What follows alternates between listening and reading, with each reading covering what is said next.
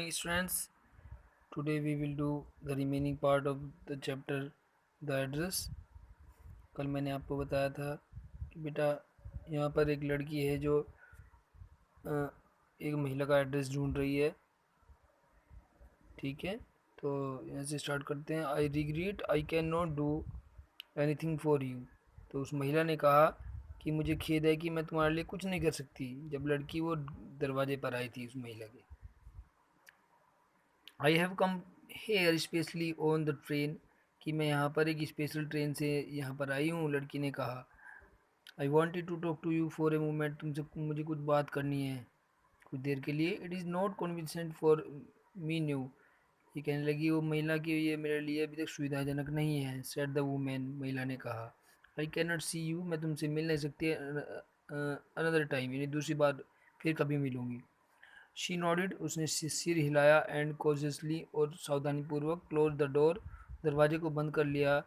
As though no one inside the house should be disturb, जिससे घर का कोई भी सदस्य डिस्टर्ब ना हो। I stood where I was on the step, और मैं उसी पैड़ी पर खड़ी रही गेट से नीचे। The curtain of the front of the bay means कहते हैं गलियारा, गली जो होती है window. The curtain in the front of the bay window, यानी जो बाहर गलियारे में जो विंडो लगी हुई थी उसको कर्टेन कहते हैं पर्दा। कपड़े का जो पर्दा होता है मूव्ड, वो हिला, यानी जो बाहर गली में विंडो लगी हुई थी घर के बाहर उसमें जो पर्दा हिला। समवन स्टेड एट मी, मुझे कोई घूर रहा था। And would then have asked what I wanted, उसने मुझे कहा कि तुम्हें क्या चाहिए। ओ नथिंग, कुछ नहीं। The women would have said it was nothing, कि इसे, उस महिला ने कहा कि इसे कुछ नहीं चाहिए। I looked at the name plate again, फिर मैंने दोबारा से उस नेम प्लेट की तरफ को देखा बाहर, की मैं गलत पते पे तो नहीं आ गई हूँ। डॉर्लिंग इट सैड, ठीक है, यानी डॉर्लिंग ये जो लिखा हुआ है उस पर डॉर्लिंग लिखा हुआ था। ठीक है, ओके। डॉर्लिंग इट सैड, यहाँ पर क्या लिखा हुआ था, डॉर्लिंग लिखा हुआ था गेट के बाहर। In black letters on the white enamel, यानी ब्लैक लेटर से एक सफ़ेद प्लेट के ऊपर।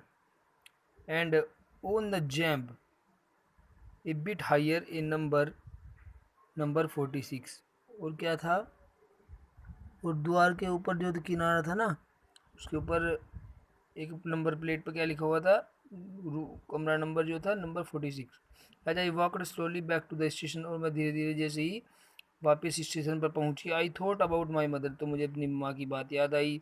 Who had given me the address years ago, जो मेरी माता ने ये एड्रेस बहुत वर्षों पहले मुझे दिया था। It had been in the first half of the war, यानी जब आधा युद्ध चल रहा था ना, युद्ध चल रहा था आधा, उस समय के दौरान की बात है। I was home for in few days, कि मैं घर पर कुछ दिनों के लिए वहाँ पर रही।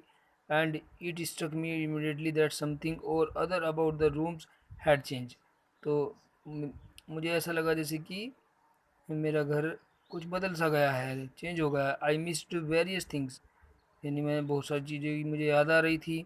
माई मदर वाज सरप्राइज, मेरी माँ मुझे देखकर हैरान थी कि that I should have notice so quickly, मैंने इतनी जल्दी कैसे देख लिया, इतनी जल्दी कैसे नोटिस कर लिया।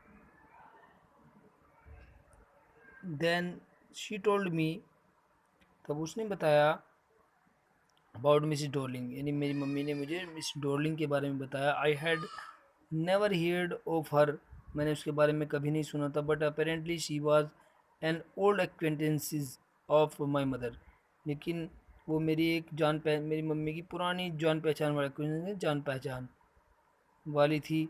whom she had not seen for years, जिसको काफ़ी वर्षों से नहीं देखा गया था। she had suddenly turned up, एक दिन वो अचानक से हमारे घर पर आई। एंड renewed their contact, और अपने परिचय को यानी दोबारा उसने रिन्यू का किया, यानी नया बनाया। जैसे पहले आया करती थी फिर दोबारा आने लगी।